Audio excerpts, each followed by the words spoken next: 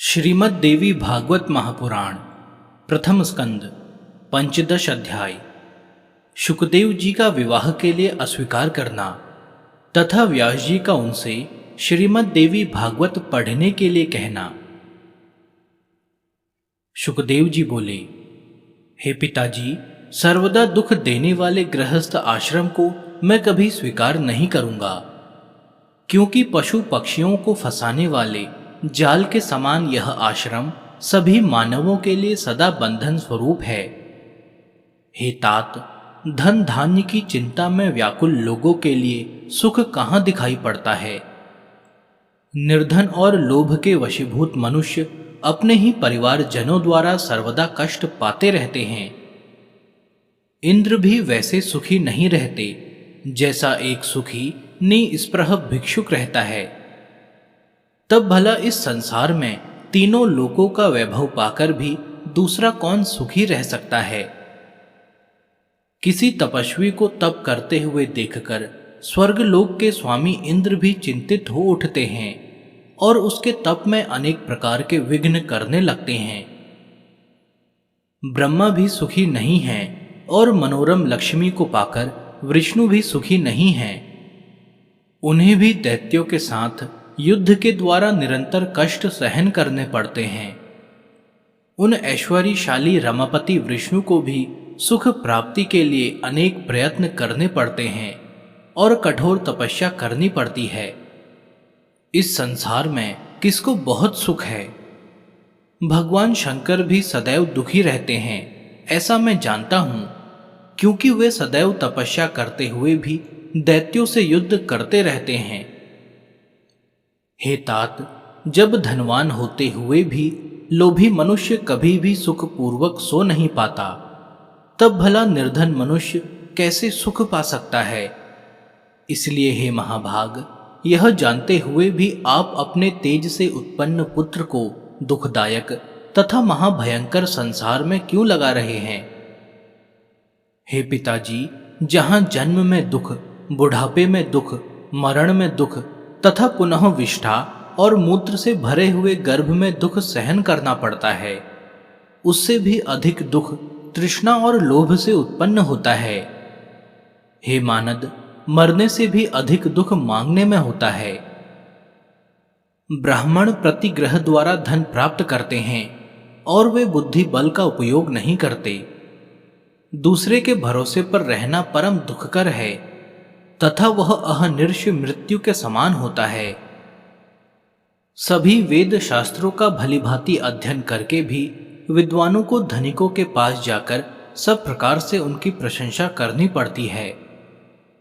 केवल पेट के लिए कोई चिंता की बात नहीं, उसे तो केवल पत्र, फल एवं कंद मूल आदि से किसी भी प्रकार संतुष्टि पूर्वक भरा जा सकता है।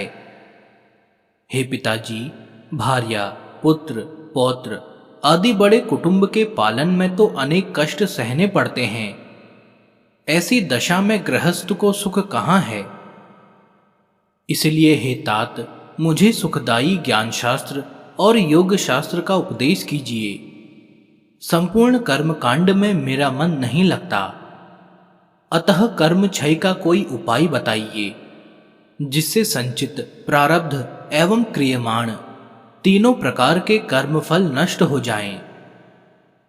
स्त्री जौंक के समान सदा पुरुष का रक्त चूसती रहती है, जिसे बुद्धिहीन मनुष्य उसकी भावपूर्ण चेष्टाओं से मोहित होने के कारण नहीं जान पाता। स्त्री अपने संसर्ग से उसके तेज का तथा अपनी वचन चातुरी द्वारा उसके संपूर्ण धन और मन का इस प्रकार सर्वस्व का हरण कर लेती है, उससे बढ़कर दूसरा चोर कौन है। इसलिए मेरे विचार में तो मूर्ख मनुष्य ही केवल निद्रा सुख का नाश करने के लिए स्त्री परिणय करता है। विधाता द्वारा वह दुख के लिए ही ठगा जाता है, सुख के लिए नहीं। सूत जी बोले, इस प्रकार शुकदेव की युक्ति युक्त ये बातें सुनकर व्यास जी बड़ी चिंता में पड़ गए। वे मन ही मन सोचने लगे, अब मैं क्या करूं। तत्पश्चात उनकी आंखों से दुख के आंसू बहने लगे, शरीर कांपने लगा और मन में ग्लानि होने लगी।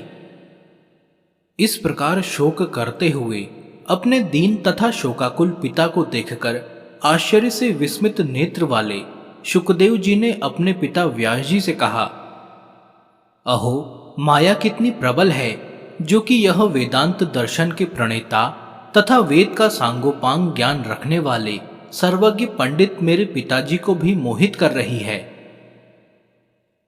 न जाने वह कौन सी तथा कैसी अति दुष्कर माया है जो सत्यवती सुत विद्वान व्यास जी को भी मोहित कर रही है। जो पुराणों के वक्ता, महाभारत के रचयिता, वेदों के विभाग करता हैं, वे भी मायाजनित मोह को प्राप्त हो गए हैं। इसलिए मैं उन्हीं देवी महामाया की शरण में जाऊं, जो समस्त जगत तथा ब्रह्मा, विष्णु, महेश आदि को भी मोहित कर देती हैं। तब दूसरों की बात ही क्या है। इन तीनों लोकों में कौन ऐसा है जो माया से मोहित न होता हो। उस माया ने तो ब्रह्मा आदि देवताओं को भी पूर्व काल में मोहित कर दिया था। अहो, उन भगवती जगदम्बा के द्वारा रचित माया का बल तथा पराक्रम महान आश्चर्यजनक है। उन्होंने अपनी माया के प्रभाव से ही सर्वज्ञ और सर्व अंतर्यामी ईश्वर को भी अपने वश में कर रखा है। पौराणिकों द्वारा कहा गया है कि व्यास जी भगवान विष्णु के अंश से उत्पन्न हुए हैं, तथापि वे आज शोक सागर में इस प्रकार डूब रहे हैं जैसे समुद्र में भग्न जलयान वाला वणिक। आज वे भी माया के वशीभूत होकर एक साधारण व्यक्ति के समान आंसू बहा रहे हैं। अहो, माया बड़ी प्रबल है, जिसे बड़े बड़े विद्वान भी नहीं त्याग पाते। व्यास कौन है, मैं कौन हूं, यह संसार क्या वस्तु है और यह कैसा भ्रम है। इस 5 भौतिक शरीर में पिता पुत्र की भावना कहां से आई। यह माया अतीव प्रबल है, जो मायावियों को भी मोहित कर देती है, जिसके वशीभूत होकर यहां द्विज कृष्ण द्वैपायन भी रुदन कर रहे हैं। सूत जी बोले, सब कारणों की एकमात्र कारण, सब देवताओं की जननी तथा ब्रह्मा आदि देवताओं की भी स्वामिनी आदि शक्ति भगवती को मन से स्मरण करके शोक सागर में डूबे हुए अपने दुखी पिता श्री व्यास जी से अरणिपुत्र शुकदेव जी ने इस प्रकार नीति युक्त वचन कहा। हे पराशर नंदन, हे महाभाग, आप तो स्वयं सब लोगों को ज्ञान देने वाले हैं। तब हे स्वामिन, आप ऐसा शोक क्यों करते हैं जैसा कोई अज्ञ साधारण व्यक्ति करता है। हे महाभाग, इस समय मैं आपका पुत्र हूं, परंतु यह कौन जानता है कि पूर्व जन्म में मैं कौन था और आप कौन थे। यह संसार तो महात्माओं के लिए एक भ्रम मात्र है। अतएव आप धैर्य रखें, विवेक धारण करें तथा मन में खेद न करें। हे महामते, इसे मोहजाल समझकर आप शोक का परित्याग करें। भूख भोजन से मिटती है, पुत्र के देखने से नहीं। प्यास भी जल पीने से मिटती है, केवल पुत्र दर्शन से नहीं। इसी प्रकार सुगंधित पदार्थ से नाक को तथा अच्छी बातों से कानों को एवं स्त्री से विषय सुख का आनंद मिलता है। मैं आपका पुत्र हूं, बताइए मैं आपके लिए क्या करूं। किसी समय अजिगर्त नामक ब्राह्मण ने धन लेकर अपने पुत्र शुनहशेब को यज्ञ पशु के रूप में राजा हरिश्चंद्र के हाथ बेच दिया था। सुख का साधन केवल धन ही है, धन ही सुख की राशि है। अतः यदि आपको लोभ है तो धन का संचय कीजिए।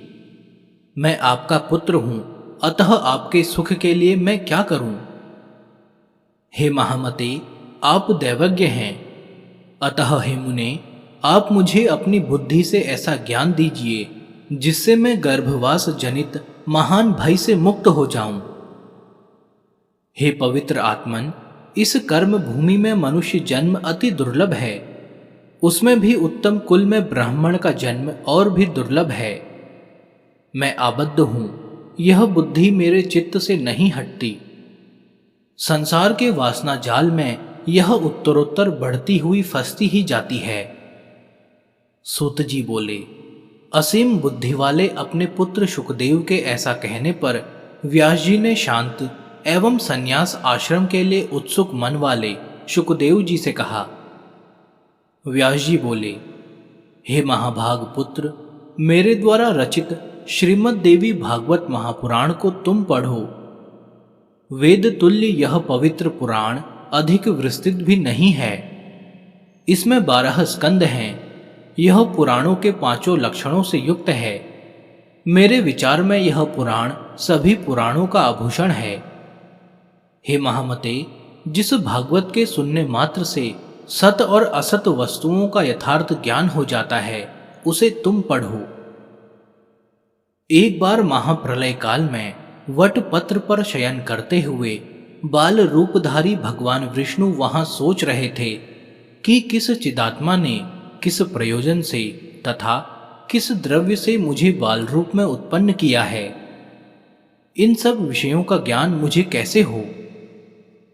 इस प्रकार चिंतन कर रहे महात्मा बाल मुकुंद से उन आदिशक्ति भगवती ने संपूर्ण अर्थ को प्रदान करने वाले ज्ञान को आधे श्लोक में ही इस प्रकार कहा। सर्व खलविदम मेवाहम नान्य दस्ति सनातनम, अर्थात यह सब कुछ मैं ही हूं और दूसरा कोई भी सनातन नहीं है। यह बात पहले भी भगवान विष्णु के हृदय में उत्पन्न हुई थी। इसलिए अब वे सोचने लगे कि इस सत्य वचन का उच्चारण किसने किया। इस कहने वाले को मैं कैसे जानूं, वह स्त्री है या पुरुष अथवा नपुंसक है। ऐसी चिंता वाले भगवान विष्णु ने भागवत को हृदय में धारण किया और उसी श्लोकार्ध में मन लगाए हुए वे बार बार उसका उच्चारण करने लगे। इस प्रकार वट पत्र पर सोए हुए वे भगवान विष्णु चिंतातुर हो गए। उसी समय शंख, चक्र, गदा, पद्म इन श्रेष्ठ आयुधों को धारण किए हुए चतुर्भुजा, शांति स्वरूपा, शांता शिवा दिव्य वस्त्र आभूषणों से सुसज्जित होकर अपने ही समान विभूतियों वाली सखियों सहित प्रादुर्भूत हुई। वे सुंदर मुख वाली भगवती महालक्ष्मी परम तेजस्वी भगवान विष्णु के समक्ष मंद मंद मुस्कुराती हुई प्रकट हुई।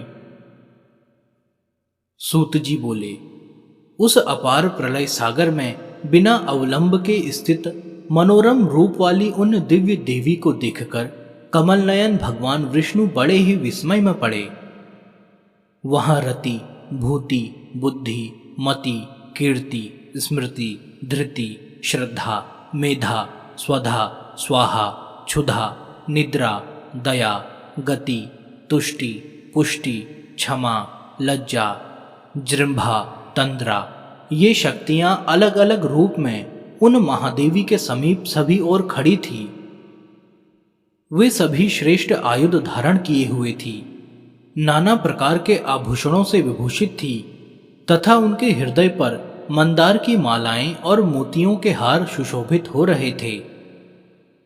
उन भगवती महालक्ष्मी तथा उनकी सभी अन्य अन्य सखियों को उस प्रलय सागर के जल में उपस्थित देखकर भगवान विष्णु के मन में बड़ा विस्मय हुआ। इस प्रकार भगवती की माया देखकर अति चकित सर्वात्मा भगवान विष्णु सोचने लगे, ये देवियां कहां से आ गई, मैं वट वृक्ष के पत्ते पर कैसे आ गया, इस एक अर्णव महासागर में वट वृक्ष कहां से उत्पन्न हो गया और किसके द्वारा मैं सुंदर स्वरूप वाला बालक बनाकर उस पर स्थापित किया गया हूं। ये मेरी माता तो नहीं है अथवा यह कोई दुर्घट माया है। किसने और किस कारण से मुझे इस समय दर्शन दिए हैं। अब मैं इस विषय में क्या कहूं। मैं यहां से कहीं चला जाऊं अथवा मौन धारण करके बाल भाव से सावधान होकर यहीं स्थित रहूं।